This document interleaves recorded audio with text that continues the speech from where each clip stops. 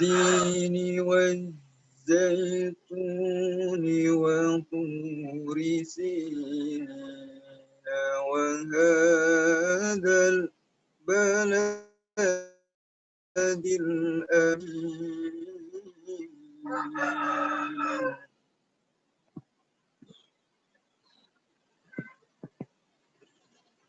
وهذا البلد الأمين لقد خلقنا الإنسان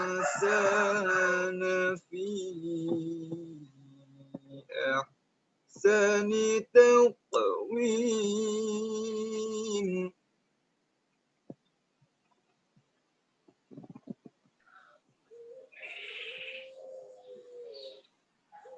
ثم رددناه أسفل سافلين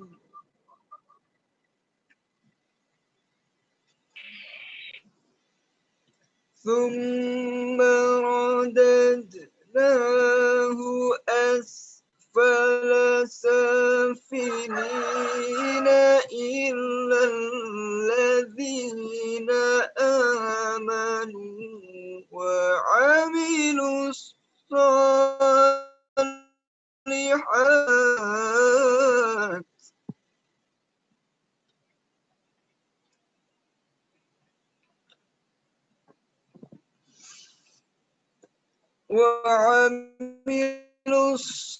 الصالحات فلهم أجر غير ممنون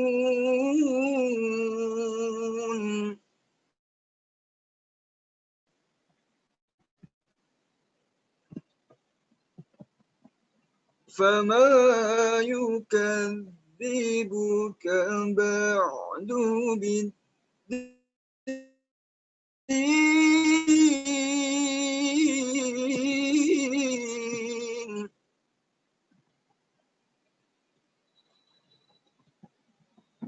أليس الله بأحكم الحاكمين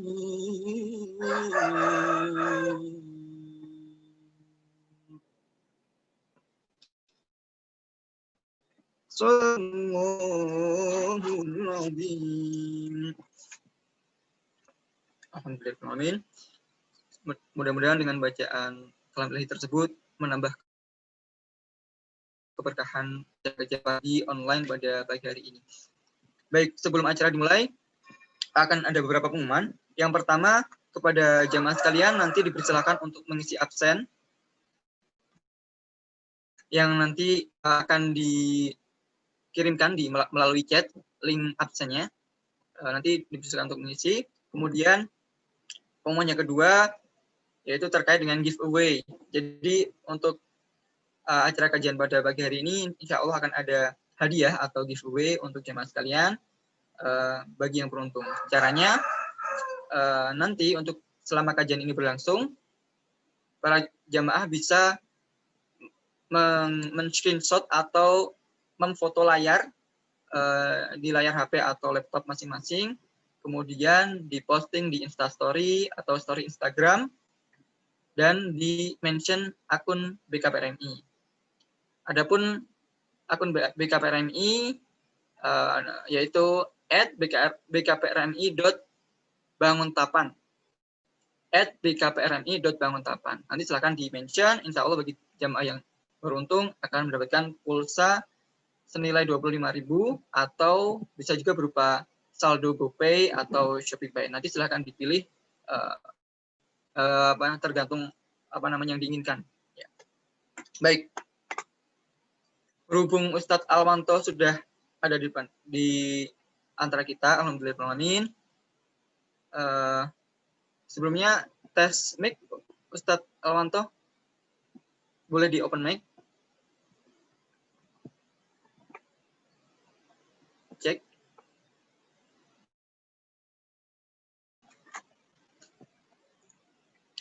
Ya, sambil menunggu untuk persiapannya.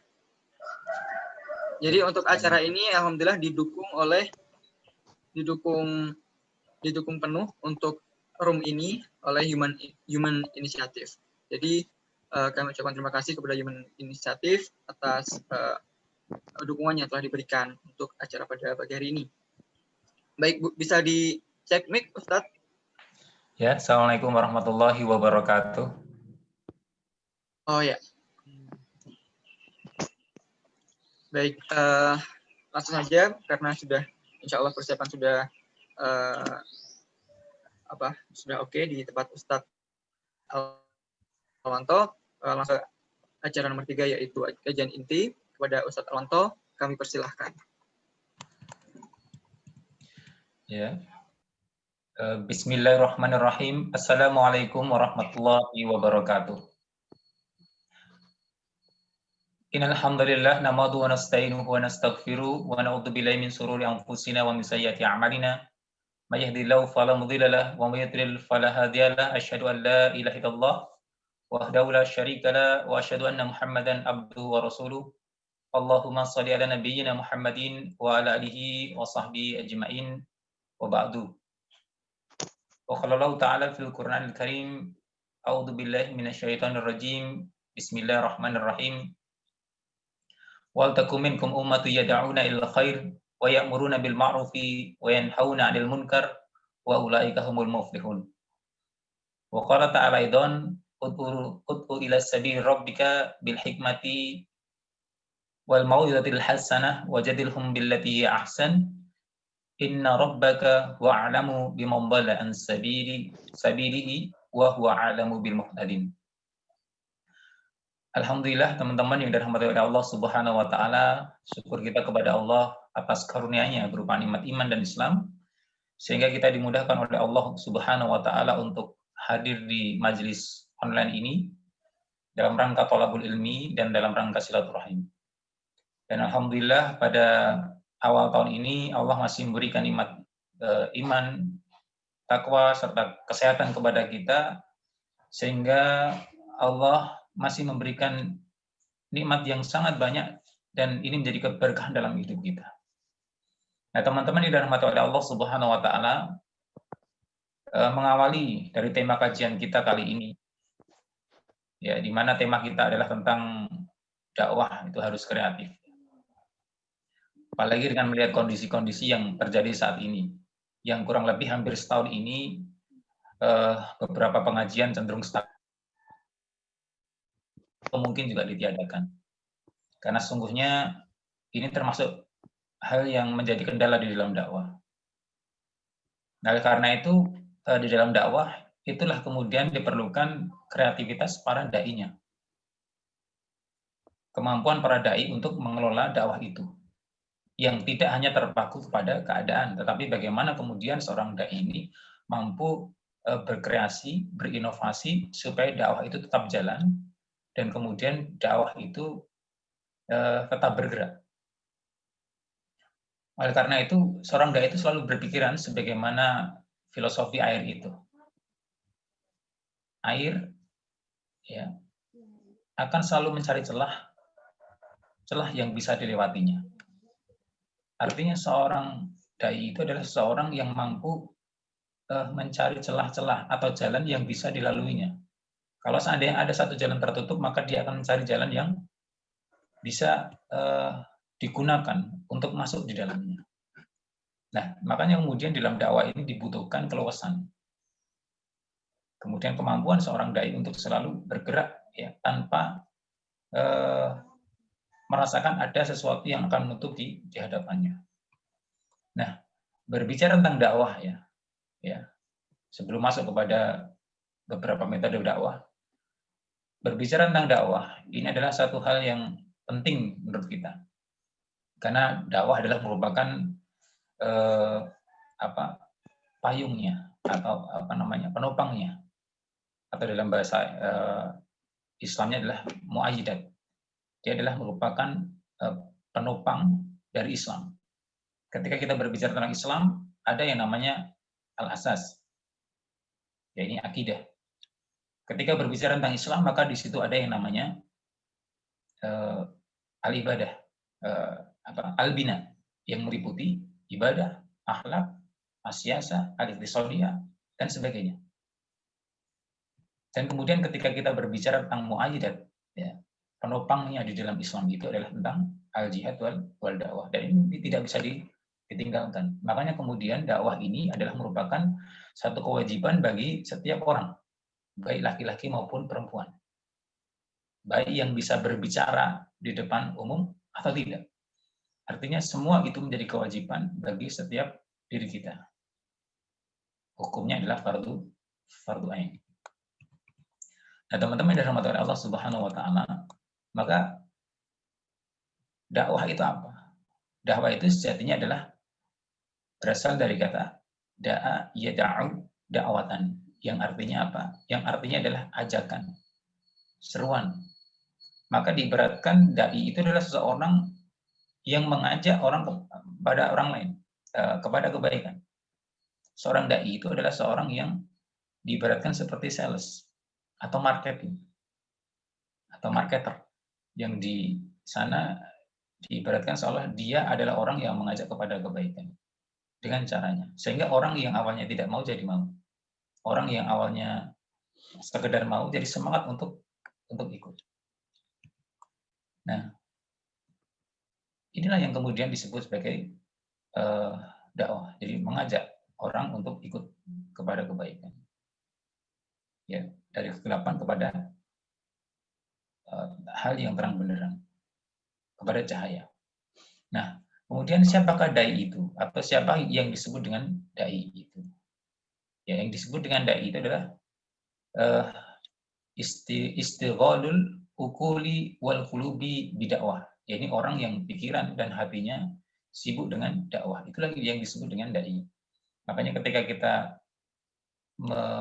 menjadikan diri kita atau diri kita ini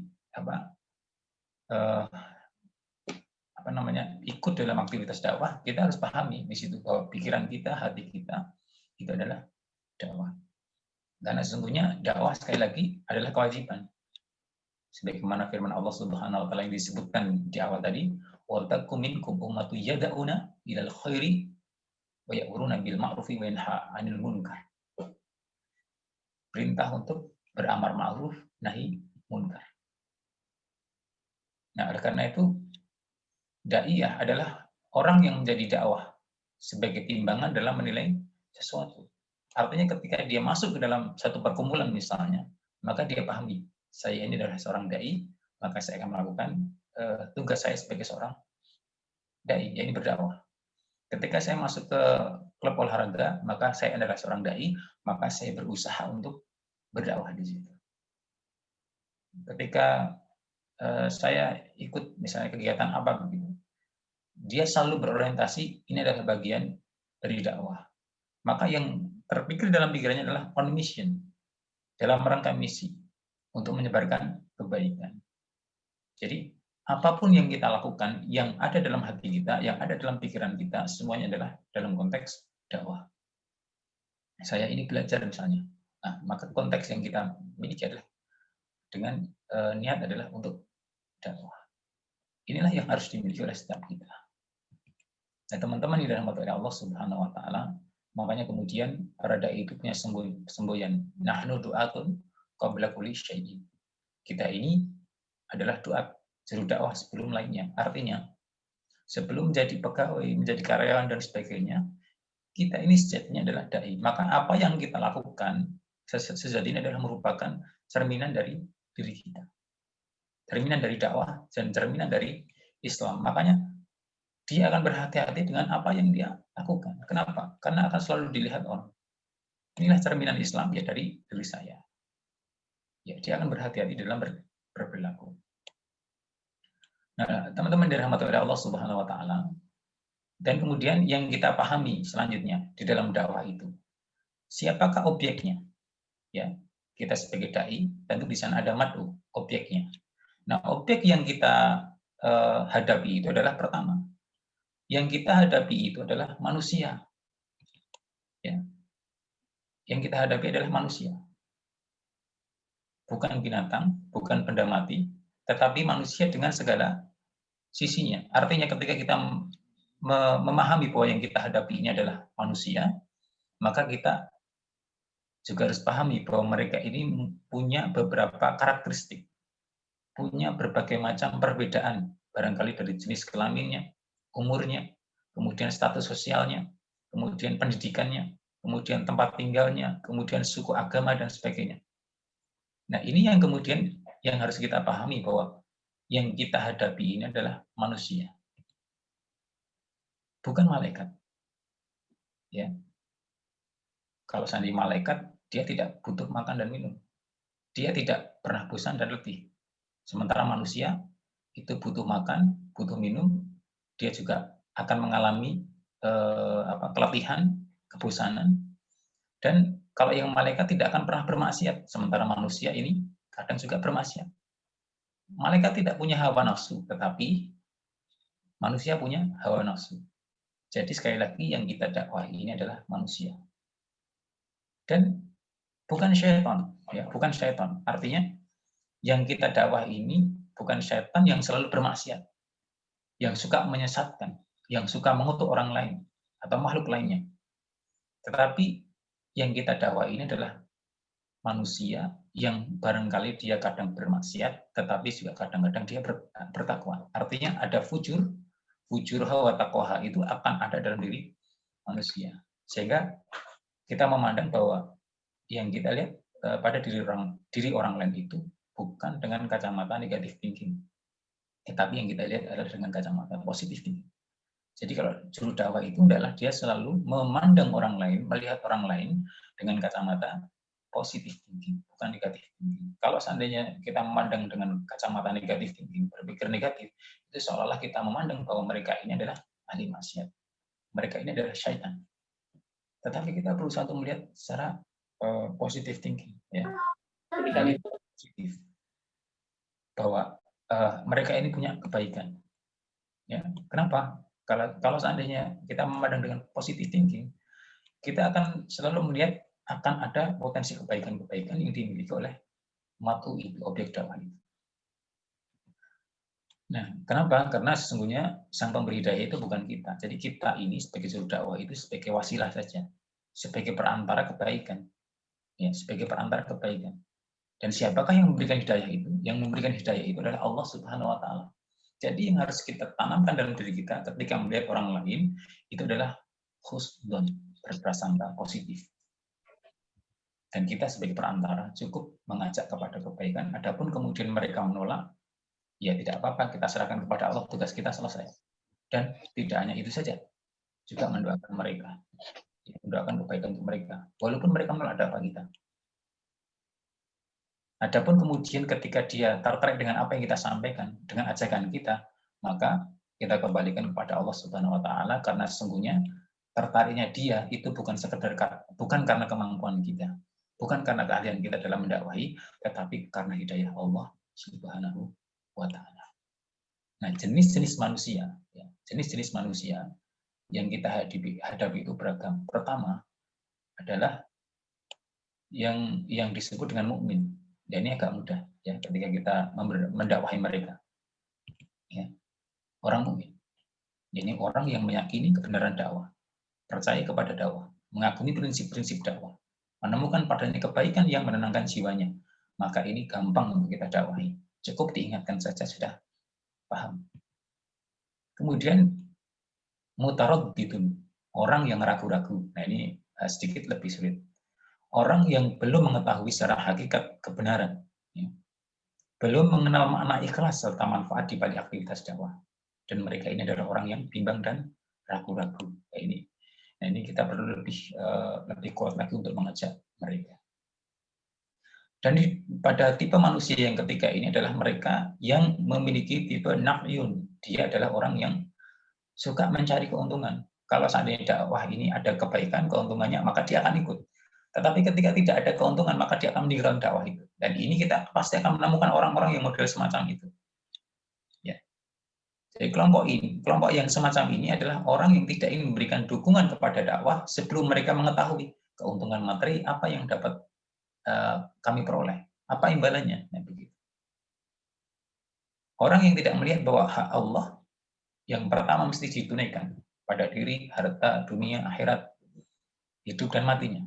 Artinya orang ini adalah orang yang hanya mencari keuntungan di dalam dakwah saja. Dan pasti kita akan menemukan dengan model-model yang semacam ini. Dan kemudian yang keempat adalah mutahammilun. Mutahammilun, yaitu orang yang tipe manusia yang selalu berprasangka buruk kepada orang lain. Ya, termasuk orang yang selalu berprasangka buruk kepada dakwah dan dai-nya. Hatinya selalu diliputi keraguan, kemudian mereka selalu melihat dengan kacamata hitam pekat. Sehingga yang muncul dalam gambaran dia, ya, juru dakwah itu ya radikal, ekstremisme, fundamentalis dan sebagainya. Jadi melihat itu sudah melihat secara negatif dulu gitu. Dan kita temukan model-model semacam ini, dan ini agak berat memang. Tentu penyikapan terhadap 4 tipe manusia ini berbeda-beda, tidak kemudian disamakan antara satu dengan yang lainnya. Ada yang dengan bil ma'ruf, tetapi juga ada dengan nahi munkar. Ya. Ada juga dengan amar ma'ruf nahi munkar.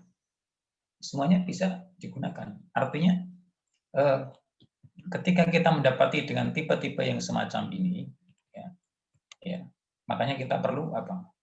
Perlu untuk memahami yang namanya fikih dakwah, memahami fikih dakwah, sehingga kita akan berdakwah sesuai dengan konteksnya, sesuai dengan keadaannya. Nah, kita juga perlu memahami objek dakwahnya, karena mereka itu juga punya perasaan, mereka juga punya hati, mereka juga punya pikiran. Nah, teman-teman yang dirahmati oleh Allah Subhanahu wa taala, bagaimana kemudian cara kita ya ketika kita melihat tadi beberapa hal ya tentang dakwah, kemudian dai-nya dan objek dakwahnya. Bagaimana kemudian yang menjadikan diri kita untuk bisa melangkah ke depan dalam konteks dakwah. Ini lebih kepada caranya, cara dakwah. Kalau di dalam Al-Qur'anul Karim, ya, kalau dalam Al-Qur'anul Karim yang menjadi dasar di dalam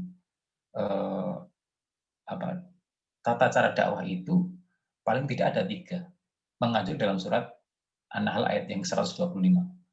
Ud'u sabili rabbika bil hikmati wal mau'izatil hasanah wajadilhum billati ahsan. Ini 3 hal yang menjadi cara dakwah yang berdasarkan wahyu. Jadi dakwah bil hikmah. Ya, ini menjadi dasar. Walaupun kemudian dalam pengijawantahan dari ketiga hal ini, ya, nanti ada beberapa hal, termasuk dalam konteks dakwah kontemporer ya yang terjadi saat ini. Nah, yang pertama adalah dakwah bil hikmah. Maka seorang dai itu adalah orang yang menguasai keadaan dan kondisi matlunya, serta batasan-batasan apa yang mesti disampaikan kepada matlu setiap dia menjelaskan.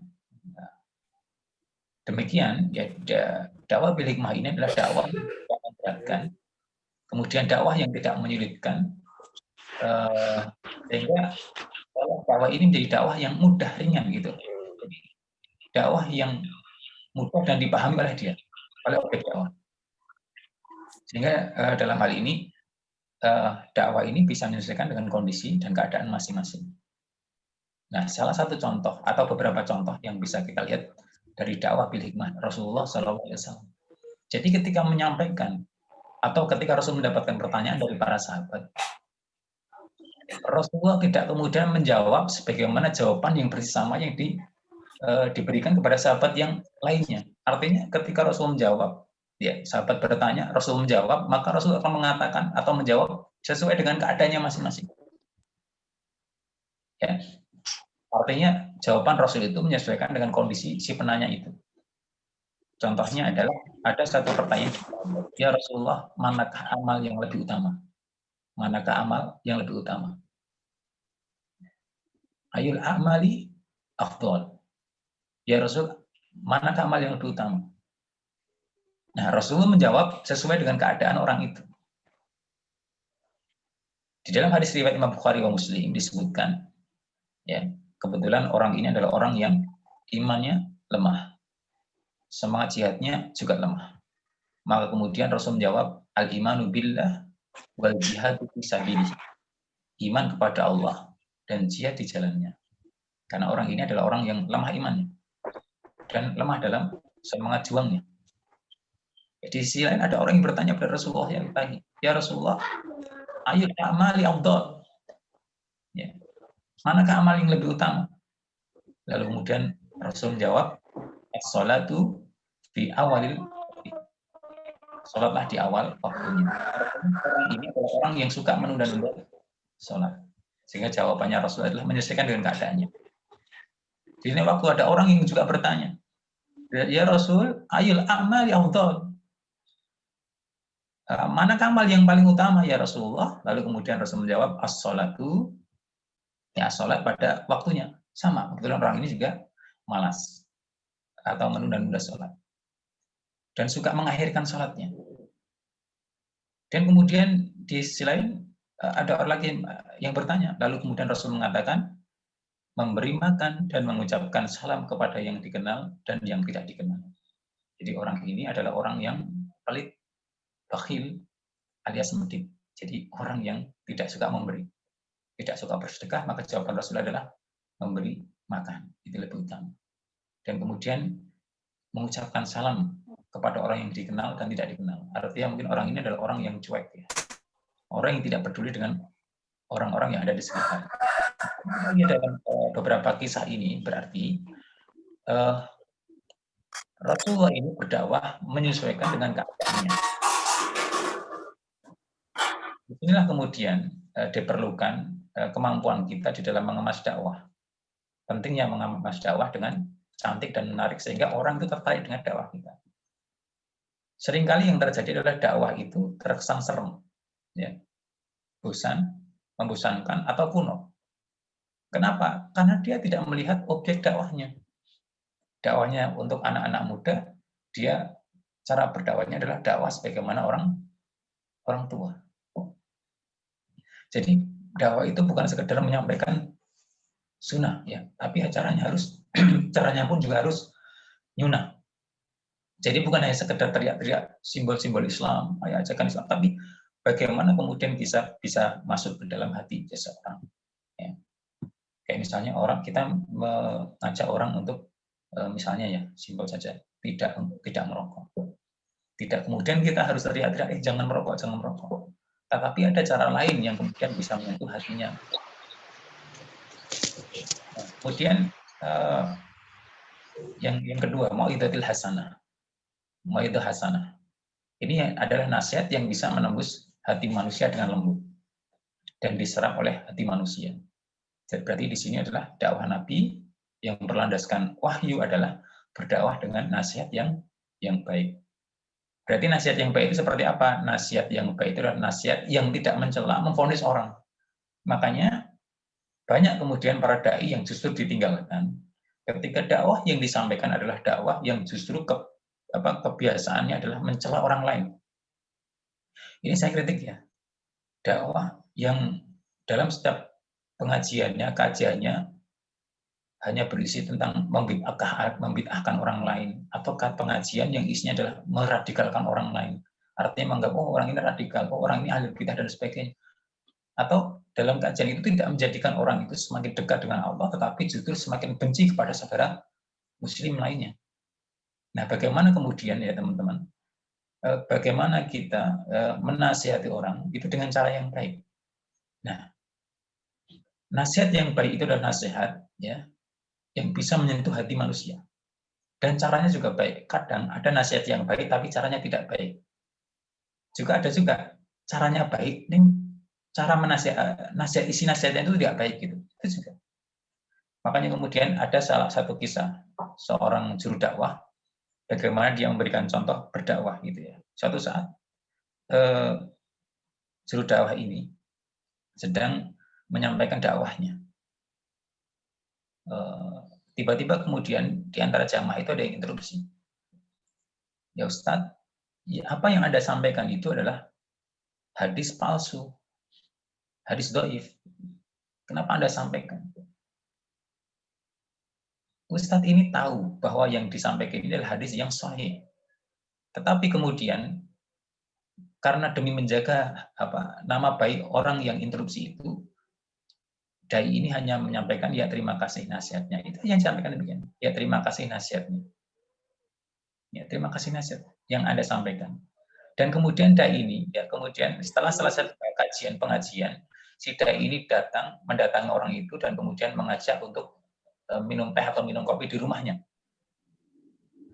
Dan ketika diajak minum kopi di rumahnya, diajak ngobrol di situ, baru kemudian Ustadz ini menyampaikan kepada orang yang interupsi, ya akhi, sesungguhnya yang Anda sampaikan itu ya kurang tepat.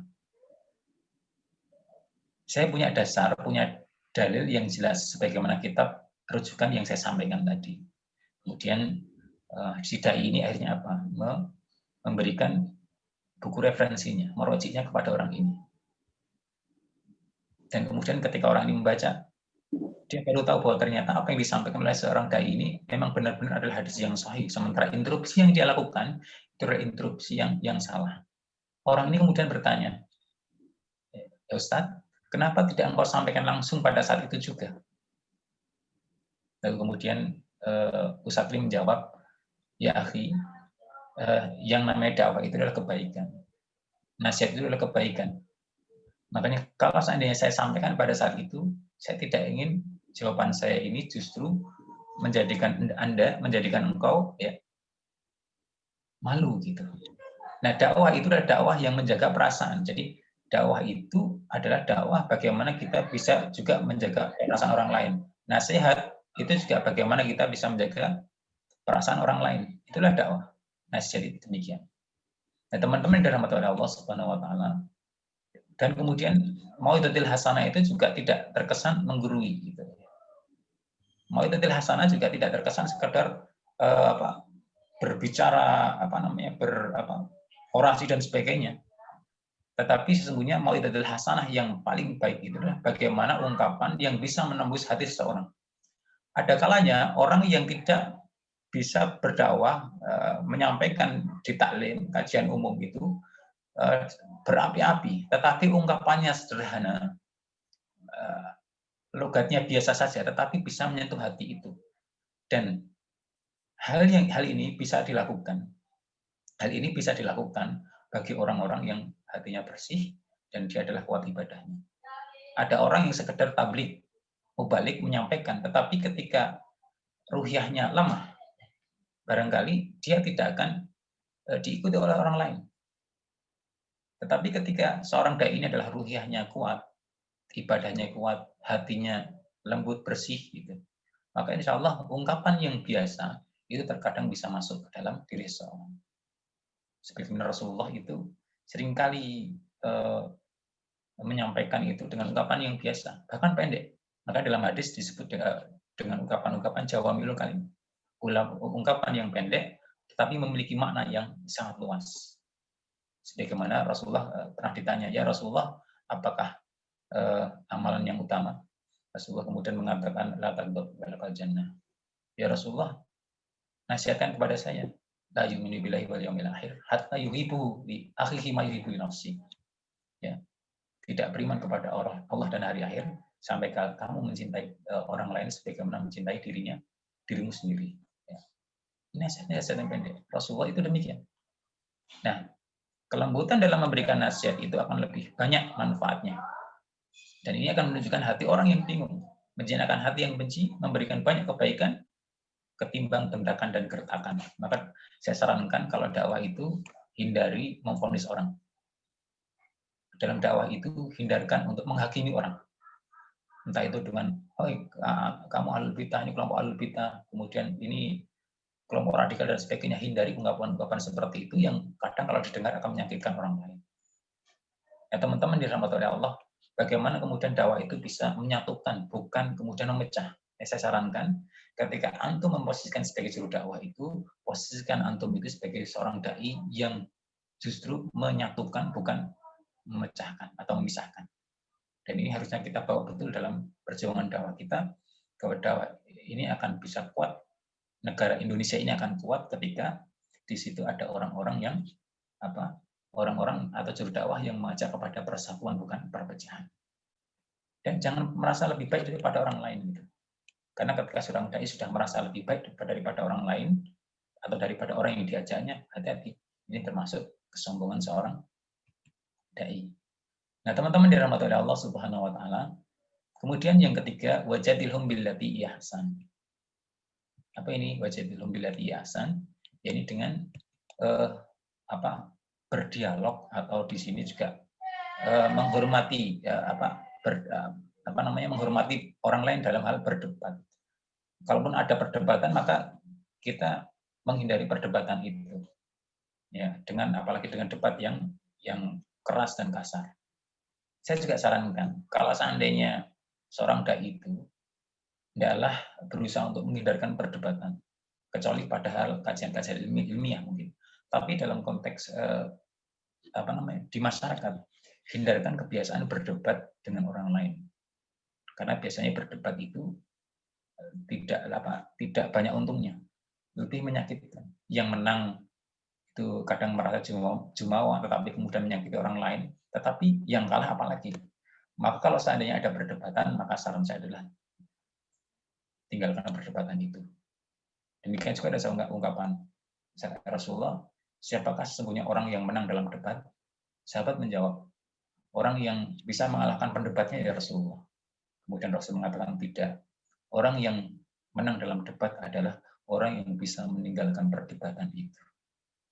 Ya, teman-teman yang dirahmati Allah, ini menarik bahwa seorang dai itu adalah orang yang banyak meninggalkan perdebatan. Ya. Ini perdebatan masalah fikih. Ya. Nah, kalau itu masalah fikih yang sifatnya juz'i ya, parsial begitu. Ya sudah, adalah ini justru yang semacam ini yang kita sibuk dengan urusan-urusan juz'iyah parsial ini akan menjadikan perpecahan seringkali terjadi itu. Hanya beda masalah kunut atau tidak, hanya beda masalah jumlah tarawihnya dan sebagainya. Kemudian debat ini tidak akan selesai.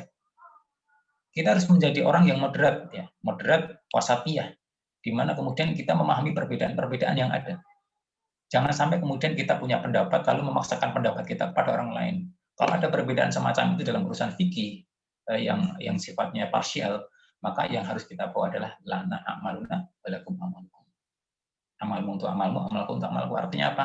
Kita berusaha untuk menghargai perbedaan antara satu dengan yang lainnya. Jadi tidak kemudian saklek harus memaksa orang untuk mengikuti apa yang kita pahami. Ya. Teman-teman dirahmati oleh Allah Subhanahu Wa Taala.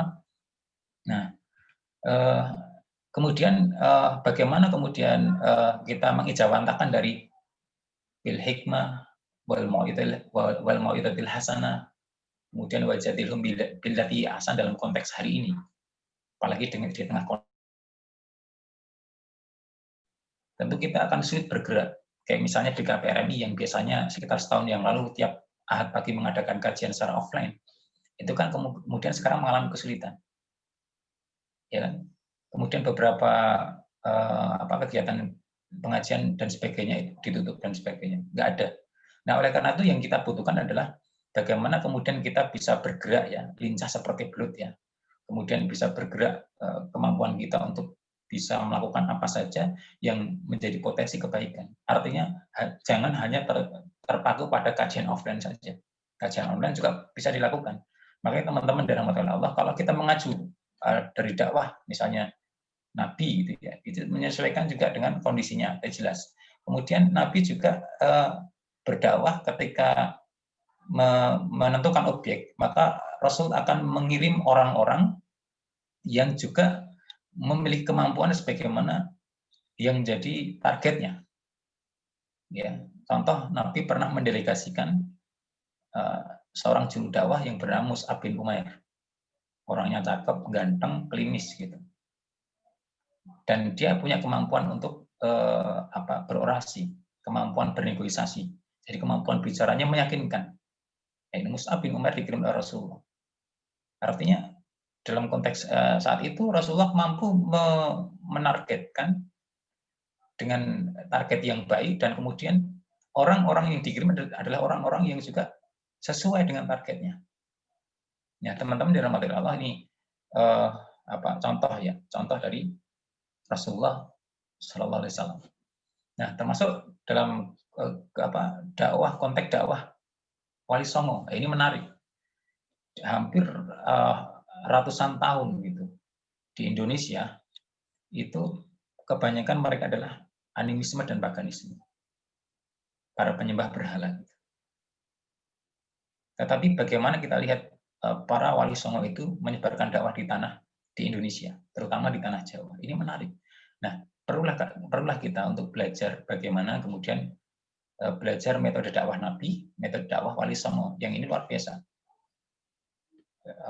Luar biasa caranya gitu. Kalau kita lihat misalnya ada Sunan Giri misalnya, beliau ini berdakwah mengajak masyarakat untuk apa? Dengan cara apa? Bercocok tanam. Kemampuan dia bercocok tanam dengan cocok tanam. Maulana Al-Maghribi juga sama. Kemudian yang menarik juga Sunan Kalijogo gitu misalnya. Berdakwah dengan syair, berdakwah dengan budaya, bahkan diantaranya di alun-alun itu kan biasanya ada pohon yang besar, 2 pohon besar, kayak misalnya di Jogja itu ada di alun-alun utara dan alun-alun selatan. Itu yang kemudian merupakan salah satu tinggalan dari Sunan Kalijaga. Jadi mampu melakukan infiltrasi, mampu berdakwah sesuai dengan kondisinya. Nah, teman-teman, oleh karena itu di era sekarang ini, apalagi sekarang era milenial ya, di mana nanti tahun 2025, antara 2025 sampai dengan 2030, itu nanti ada bonus demografi di mana hampir 40% penduduk Indonesia ini adalah orang-orang yang produktif. Orang-orang yang produktif, artinya rata-rata mereka adalah hampir sekitar 40% itu ya. Mereka adalah orang yang melek dengan teknologi. Ya, era digital sekarang. Nah, artinya kemudian kalau kita melihat dalam konteks itu, ini objek dakwah yang harus kita pahami juga. Ya, 40%, 2025 sampai dengan 2030, bonus demografinya rata-rata mereka adalah orang-orang yang usianya adalah usia produktif, dan mereka adalah orang yang memiliki kemampuan dalam teknologi informasi. Yang dibutuhkan mereka adalah sesuatu yang instan, cepat, informasi yang segera, dan kemudian hal-hal yang simpel di situ. Dan ini kebutuhan kita gitu ya. Nah, kemudian yang lainnya adalah di era sekarang juga itu kan ada hampir 60 juta di Indonesia. Itu banyak di antara mereka adalah penggemar misalnya game gitu ya, penggemar game. Nah, bagaimana kemudian dakwah itu tidak kemudian harus menghilangkan, tapi bagaimana dakwah itu bisa masuk ke situ dengan melakukan infiltrasi, masuk sedikit demi sedikit untuk mengislamisasi lah bahasa kita. Jadi dakwah itu tidak kemudian menghilangkan apa yang sudah ada, tetapi bagaimana kemudian dakwah ini bisa masuk di situ dan kemudian mengubah dengan cara yang halus. Demikian juga para wali songo juga demikian. Menarik ya para wali songo itu ketika mengubah. Makanya saya suka juga dengan model dakwah dari wali songo itu, di mana mereka mengubah itu dengan cara yang halus, bukan dengan cara revolusi, tetapi dengan cara evolusi, pelan. Apa yang mereka lakukan, ikuti gitu. Termasuk ketika kita ingin mengubah di masyarakat, tidak kemudian kita melakukan revolusi, bubarkan tidak, tetapi bagaimana kita masuk ke situ dengan kemudian terus melakukan perubahan dengan sedikit demi sedikit. Inilah cara-cara dakwah yang bisa kita lakukan. Dan kemudian yang selanjutnya adalah di era sekarang ini. Nah, agar dakwah semakin menarik ya, tentu ada di antara beberapa hal yang menjadi perhatian kita ya. Ya, di antara beberapa hal yang menjadi perhatian kita itu kan ada beberapa dakwah yang saya kira pas untuk sekarang. Contohnya dakwah dengan at-tadwin ya. At-tadwin itulah dakwah dengan tulisan. Maka ini pas sekali, apalagi ketika banyak orang yang justru sekarang cenderung banyak di rumah. Nah, dengan metode at-tadwin ini sangat menarik. Makanya ketika organisasi kita, lembaga dakwah kita misalnya, atau mungkin antum berdakwah itu, maka manfaatkan apa yang kita miliki, manfaatkan HP yang kita miliki itu untuk berdakwah dengan tulisan kita. Makanya ketika antum ikut share, ikut grup-grup ya grup WhatsApp, itu jangan pernah lupakan dengan niat kita untuk menyampaikan kebaikan. Sehingga yang kita share bukanlah share-share yang sifatnya hoax, tetapi share-share yang mengandung kebaikan. Makanya kita berpikir begini, kalau kita ingin nge-share dalam sebuah grup WA atau mungkin ke Facebook dan sebagainya, yang kita pikir dulu adalah apakah yang saya share ini mengandung manfaat atau tidak, memberikan kebaikan untuk akhirat saya atau tidak. Kalau tidak mengandung kebaikan, maka nggak usah share. Kalau tidak ada kaitan dengan akhirat kita, kebaikan akhirat kita, nggak usah share. Kita selalu menjaga diri kita demikian. Ya teman-teman, maka ketika kita share ini, wah luar biasa kalau itu kebaikan. Nah, kita juga selalu berpikir, kalau saya share ini kebaikan, dan orang tertarik dengan kebaikan yang saya sampaikan, maka insya Allah itu pahala jadi milik kita. Tanpa mengurangi pahala orang yang kita sampaikan itu. Nah, termasuk konten-konten yang ada, tulisan-tulisan, kemudian meme, kemudian komik, ya, komik skrip itu, kemudian juga video-video pendek gitu ya. Kalau antum masuk ke Instagram, manfaatkan kesempatan untuk menyampaikan kebaikan di situ. Minimal dengan nge-share ya foto-foto tentang nasihat. Kemudian juga share tentang video-video nasihat. Kemudian ada lagi, misalnya ada yang masuk ke TikTok gitu, ada yang mengatakan TikTok haram dan sebagainya. Nah, dalam konteks dakwah ya hari ini, bagaimana kita bisa melihat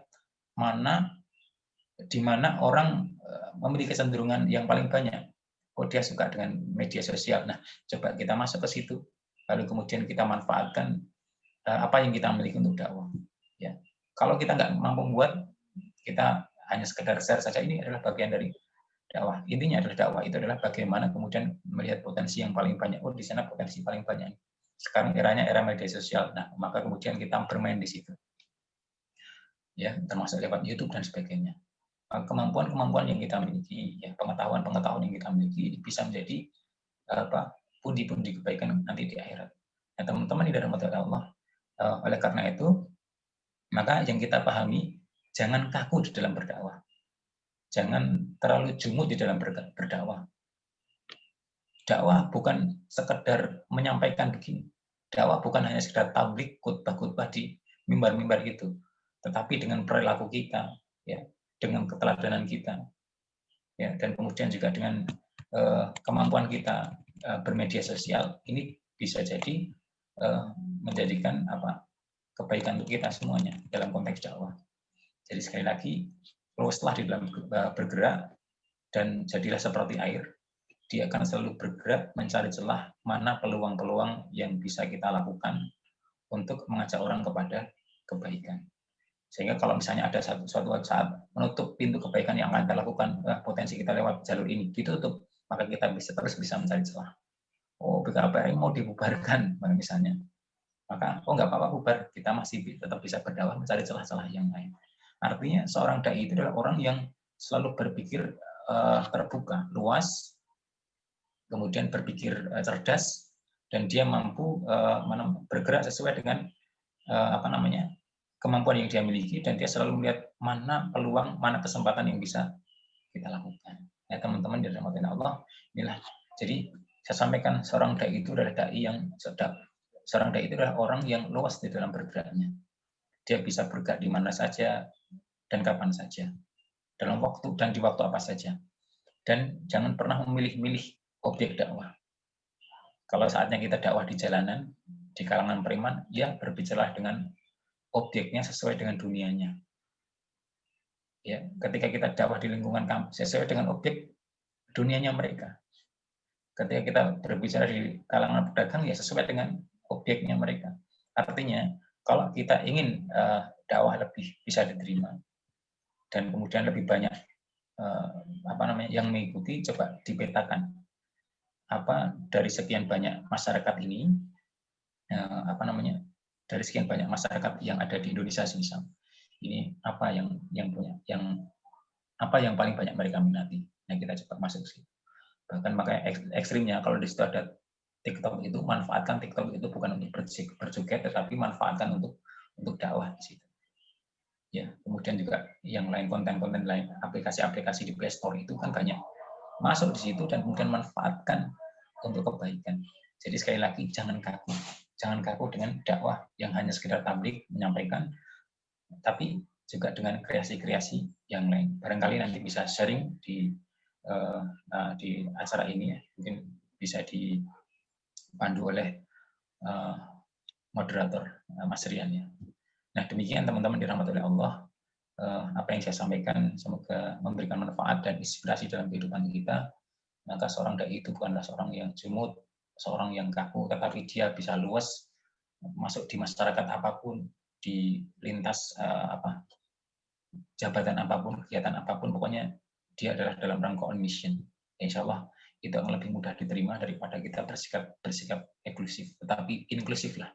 Ya, selalu terbuka kepada orang lain di dalam dakwah. Demikian untuk selanjutnya saya kembalikan kepada moderator. Assalamualaikum warahmatullahi wabarakatuh. Waalaikumsalam warahmatullahi wabarakatuh. Jazakallah khairan kami ucapkan kepada Ustadz Alwanto atas materi yang telah disampaikan. Menarik sekali, Tats.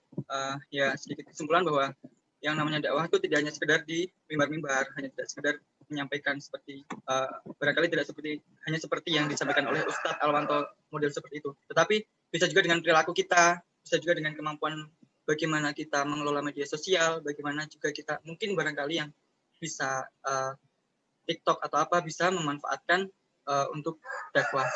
Terima kasih, Tat. Dari jamaah sekalian, barangkali jika ada pertanyaan bisa disampaikan secara langsung atau bisa ditulis di chat. Ini ada satu pertanyaan dari Mbak Miftah. Izin saya bacakan. Assalamualaikum. Ustadz izin bertanya.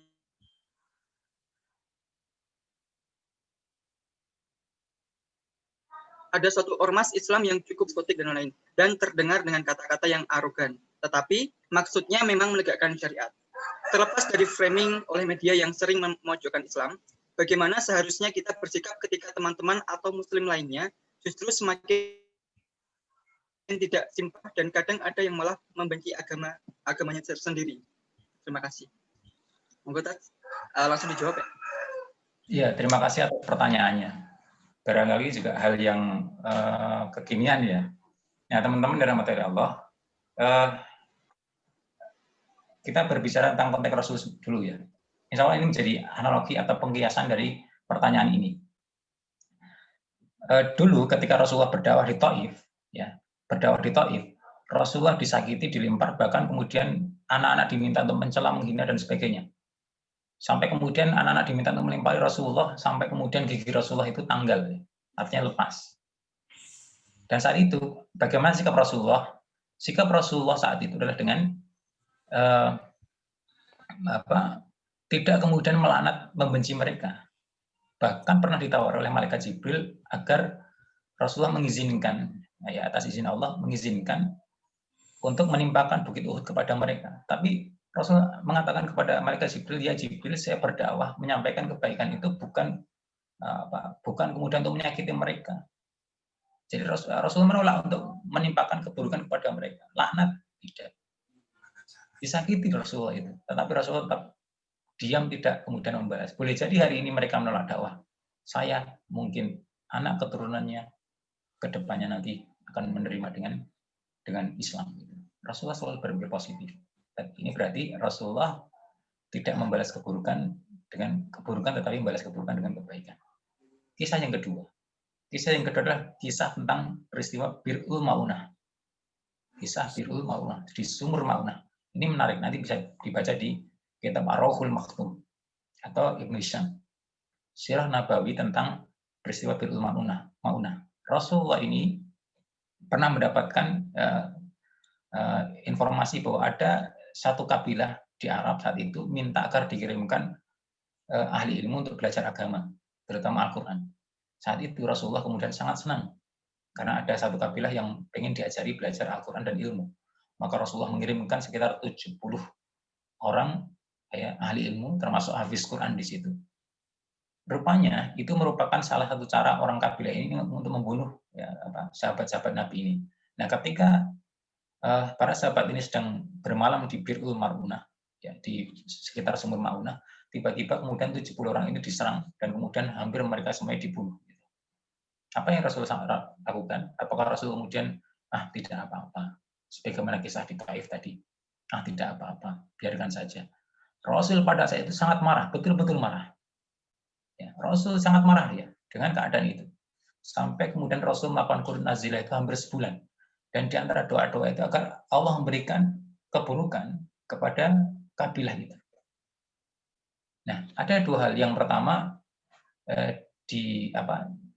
disakiti orang lain Rasul tidak membalas, tapi di sisi lain disakiti oleh orang lain, tapi kemudian Rasul membalas. Artinya kemudian ini ada beberapa hal ya. Berarti Rasul melakukan itu, kadang bersikap keras, kadang bersikap santun, itu sesuai dengan kondisinya. Tidak kemudian apa-apa, nggak apa-apa, santun saja. Disakiti, santun saja. Dipukul, jangan dibalas dan sebagainya. Ini makanya dalam Islam itu ada yang namanya amar ma'ruf nahi munkar. Tidak sekedar amar ma'ruf saja, nahi munkarnya ditinggalkan. Juga sebaliknya, bukan hanya sekedar nahi munkar, amar ma'rufnya ditinggalkan. Dua-duanya harus ada. Dua-duanya harus ada. Ada amar ma'ruf dengan lemah lembutan, dengan akhlakul karimah, tetapi juga nahi munkar. Makanya dalam dakwah itu, ketika melihat ada sebuah kemungkaran, maka ubahlah dengan tanganmu. Kalau tidak bisa, dengan lisanmu. Kalau tidak bisa, maka dengan hatimu. Itulah selemah-lemah iman. Nah, teman-teman, dalam kehidupan kita juga, yang saat ini juga sama ya. Ada suatu ormas besar, kemudian dakwahnya dengan itu. Ya, kita juga bersyukur karena tidak semuanya organisasi Islam itu bisa melakukan itu. Makanya memang mestinya berbagi tugas. Ada dakwah amar ma'ruf, ada yang nahi munkar. Adalah organisasi Islam yang dakwahnya dengan amar ma'ruf saja, ada juga yang nahi munkar.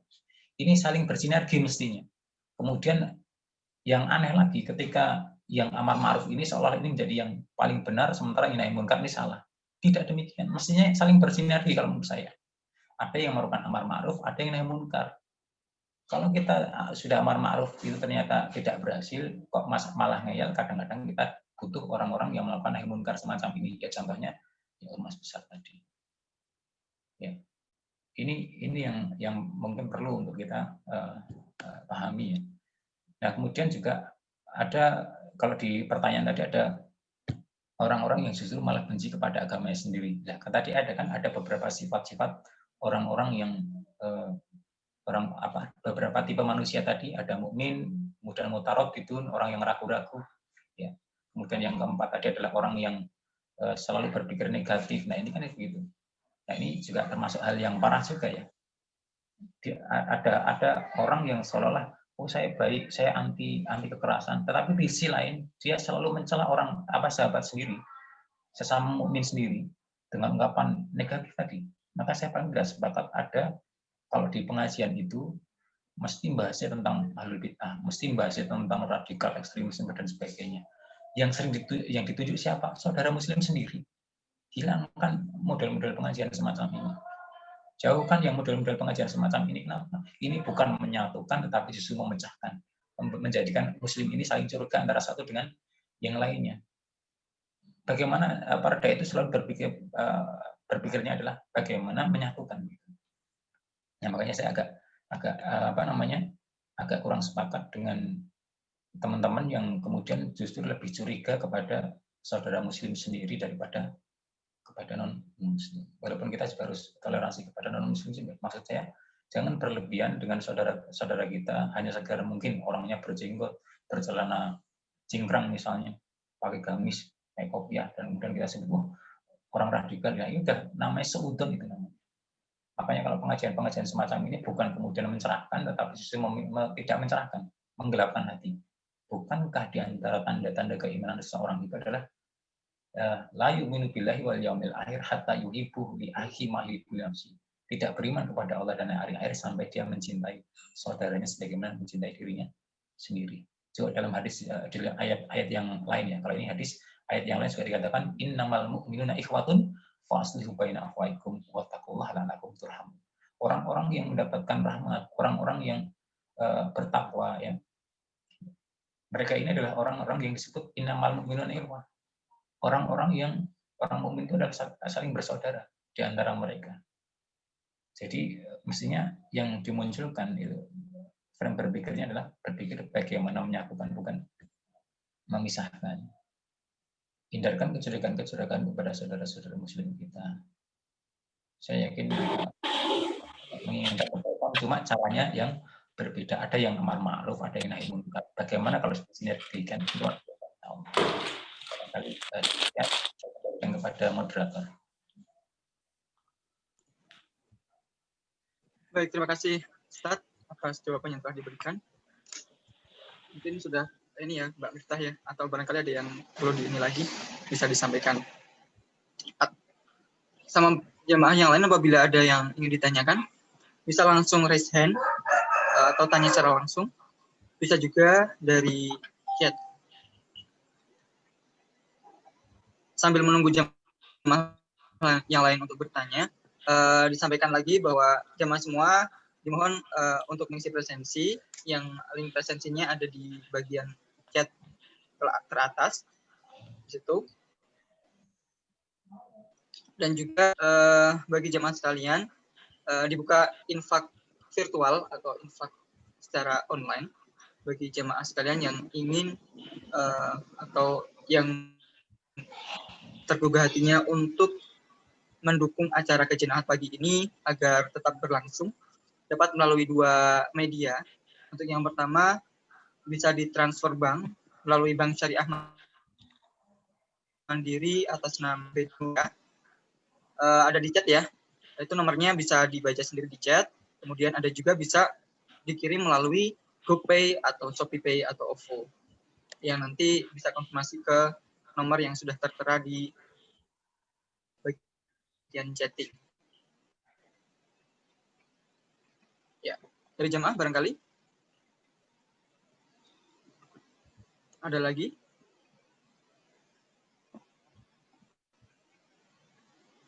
Kalau tidak ada, berhubung waktu juga sudah menunjukkan pukul 8.14. Sebelumnya dari Ustadz barangkali ada closing statement, Ustadz? Ya, baik. Apa yang jadi ungkapan terakhir saya adalah pertama, setiap kita adalah dai, setiap kita adalah juru dakwah. Dan kemudian yang kedua, setiap kita punya misi.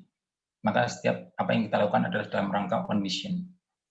Kemudian yang ketiga, adalah berdakwah itu dengan cara yang luwes, tidak kaku, tetapi silakan mencari celah-celah yang memungkinkan untuk dakwah selama tidak bertentangan dengan syariat. Artinya, carilah peluang sebaik mungkin. Nah, kemudian yang keempat adalah bagaimana kemudian dakwah ini bisa mengajak umat kepada Allah Subhanahu wa Ta'ala, dekat kepada Allah yang mencerahkan, menghindari perpecahan, dan dakwah yang bisa menyatukan antara umat yang lain dan tidak peduli kita ormasnya apa, harokahnya apa, ketika Tuhannya Allah, kitabnya adalah Al-Quran, dan kemudian rujukannya adalah Al-Quran dan Sunnah, Nabi-nya adalah Rasulullah Muhammad SAW, maka mereka adalah saudara kita, sahabat kita. Maka insya Allah ketika mereka saling menguatkan, saling mencintai karena Allah, maka Allah akan berikan naungan, sehingga ada 7 golongan yang kelak di akhirat nanti, dia akan mendapatkan perlindungan, kecuali tidak ada perlindungan kecuali dari Allah Subhanahu wa Ta'ala. Siapa mereka adalah orang yang saling cinta, mencintai karena Allah Subhanahu wa Ta'ala, orang yang mencintai saudara muslim, apapun ormasnya, apapun golongannya, apapun harokahnya, mereka adalah saudara kita, dan bagaimana kita bisa saling mensinergikan dalam dakwah amar ma'ruf nahi munkar untuk memajukan Indonesia dan memajukan Islam, insya Allah. Demikian, untuk selanjutnya saya kembalikan kepada pembawa acara. Assalamualaikum warahmatullahi wabarakatuh. Waalaikumsalam warahmatullahi wabarakatuh. Jazakallah khairan. Sekali lagi kami ucapkan kepada Ustadz Alwanto atas waktu, atas materi yang luar biasa pada pagi hari ini. Semoga menjadi wawasan kita, menjadi pencerahan bagi kita, menjadi gambaran bagaimana dakwah itu tidak hanya sekedar berbicara di atas mimbar. Ternyata banyak sekali hal-hal yang bisa kita lakukan dalam rangka di jalan dakwah ini. Sebelumnya kami sampaikan bahwa acara ini didukung oleh Human Initiative secara full untuk Zoom meeting ini. Dan sebelum acara ditutup akan ada sedikit narasi dari Human Initiative. Dimohon untuk jamaah untuk dapat mendengarkan. Kepada Mbak Betty kami persilakan Mbak Betty untuk menyampaikan narasi dari Human Initiative atau titipan pesannya. Oh iya, terima kasih sahabat BKPRMI dan pengurus BKPRMI yang sudah memberikan waktu. Ya, ini saya akan menyampaikan sedikit informasi ya. Ya, setiap anak itu memiliki kesempatan yang sama dan menggapai mimpi, berkarya sesuai kreativitas mereka. Lalu, atau duafa. Tapi sayangnya sahabat, tidak sedikit anak-anak yatim duafa yang terlantar, putus sekolah, bahkan terlibat pergaulan bebas dikarenakan kurangnya perhatian atau akibat kondisi ekonomi keluarga. Hal inilah yang mendorong Human Initiative meluncurkan program orang tua asuh atau disingkat OTA. Program pembinaan dan pengasuhan anak yatim duafa sehingga mendapatkan sandang, pangan, pendidikan akademis, dan pendidikan akhlak berlandaskan nilai-nilai agama. Lalu, dari anak asuh ini, selain merupakan anak yatim duafa dari Indonesia, juga anak asuh dari Palestina. Akibatkan banyak anak-anak yang harus kehilangan orang tua, tempat tinggal, keamanan, bahkan pendidikan. Orang tua asuh itu diharapkan orang tua asuh tetap menjadi bagi mereka yang bisa mendukung cita-cita mereka, memberikan akses kepada pendidikan, juga memberikan kepada mereka semangat untuk memperjuangkan hak mereka. Insya Allah, dengan menjadi orang tua asuh akan mampu membawa kebaikan bagi para donatur, serta menjadi amal jariah karena telah berkontribusi dan mencerdaskan generasi yang berakhlak mulia. Para donatur, orang tua asuh dapat berperan sebagai orang tua asuh. Ini ada linknya ya sahabat BKPRMI dan pengurus, itu dapat memberikan support kebutuhan biaya berupa pendidikan, pembinaan, dan pendampingan dengan berdonasi minimal 350.000 per bulan. Itu yang reguler, dan yang 550.000 per bulan itu untuk yang di Palestina. Ini sudah dapat menjadi orang tua asuh untuk satu orang anak yatim. Lalu bagi sahabat BKPRMI, Bapak Ibu yang berminat atau ingin mengetahui lebih lanjut, bisa menghubungi di orang tua asuh Human Initiative. Silahkan bisa menghubungi nomor 0812 2973 3123. Saya ulangi ya, 0812 2973 3123. Atau mengunjungi kantor Human Initiative di Jalan Sarjito nomor 4 Yogyakarta. Ya, itu saja yang bisa saya sampaikan. Mungkin kembali ke Pak Rian. Baik, terima kasih Mbak Betty atas informasi yang telah disampaikan. Ya, sama-sama. Bagi jemaah sekalian, tadi disampaikan bahwa ada PA, nanti teman-teman atau sahabat sekalian bisa bergabung sebagai orang tua asuh. Dengan informasi mungkin bisa dilihat untuk selengkapnya bisa di IG atau Instagramnya Human Initiative di @hi_Yogyakarta untuk di HI Yogyakarta, atau bisa juga di Human Initiative _ID untuk yang di tingkat pusat. Dan juga jangan lupa follow Instagramnya BKPRMI @bkprmi.banguntapan. Nanti insya Allah akan ada giveaway atau hadiah bagi teman-teman sekalian yang membuat atau memposting instastory-nya kemudian di-mention di akun BKPRMI. Baik, terima kasih atas partisipasinya. Sekali lagi kami ucapkan kepada jemaah sekalian yang telah bertahan sampai akhir acara saat ini. Mudah-mudahan apa yang menjadi niat teman-teman sekalian mendapatkan ridho, mendapatkan pahala dari Allah Subhanahu wa taala. Amin. Dari kami sebelum ditutup, kami atas nama BKPRMI Banguntapan mengucapkan mohon maaf apabila terdapat banyak keterbatasan dalam penyelenggaraan acara pada pagi hari ini.